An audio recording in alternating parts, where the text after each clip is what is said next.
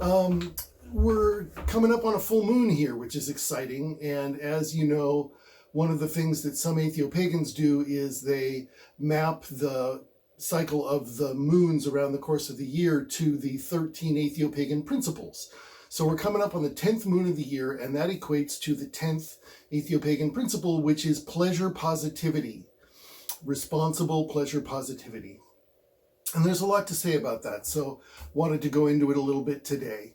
The first piece is that ours is a pagan path, and that means that we have very different values than some of the mainstream religions around pleasure and around whether it's inherently guilt-inducing to feel good. There's an awful lot of religions out there that are very sort of sour-faced about just doing things because they're pleasurable. They either consider them indulgent or actually sinful. We don't have any of that. As far as we're concerned, pleasure is a birthright of all humans, and it's a thing that can help us in our pursuit of happiness. And happiness is the goal. Happiness and a better world are the twin goals of Atheopaganism. So we want you to pursue those things that feel good. Obviously, not if they hurt anybody.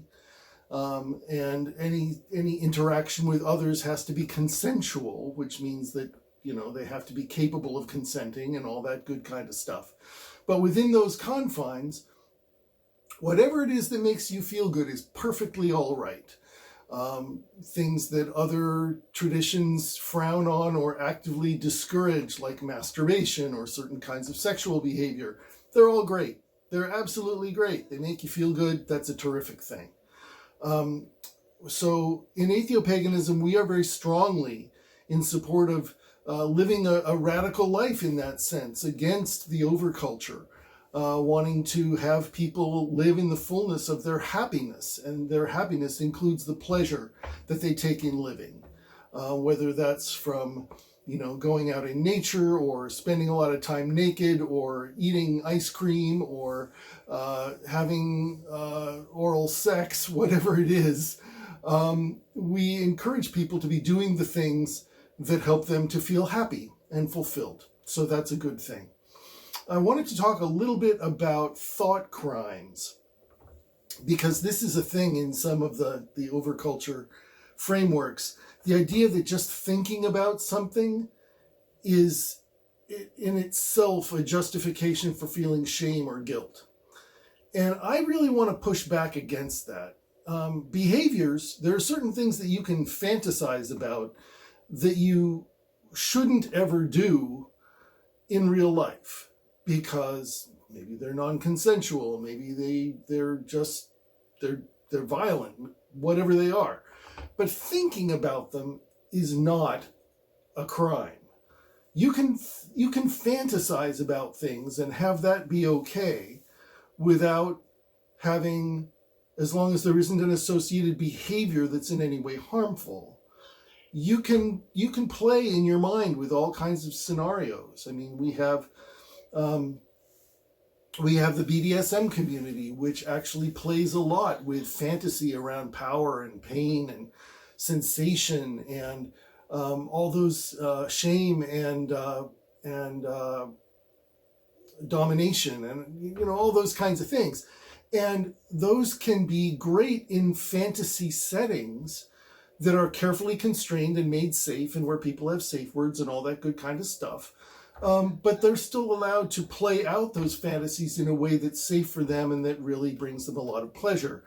And that, once again, is a really great thing.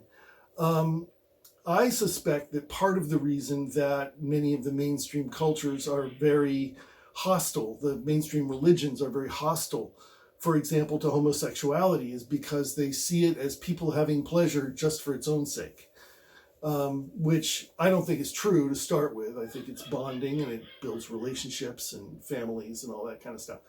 But beyond that, there's nothing wrong with pleasure for its own sake. Pleasure for its own sake is fine. You don't have to have some kind of sour-faced, well, we're going to have sex now because we are going to procreate, and that's all. That's just unnecessary. It's unnecessarily cruel to ourselves, and it doesn't put joy out into the world, which is something that we really hope to see happen. So just real briefly, when you look at that moon tonight, it's the harvest moon. It's the September moon. I expect that here, given the weather we've had lately, it's going to be a beautiful, beautiful big golden moon.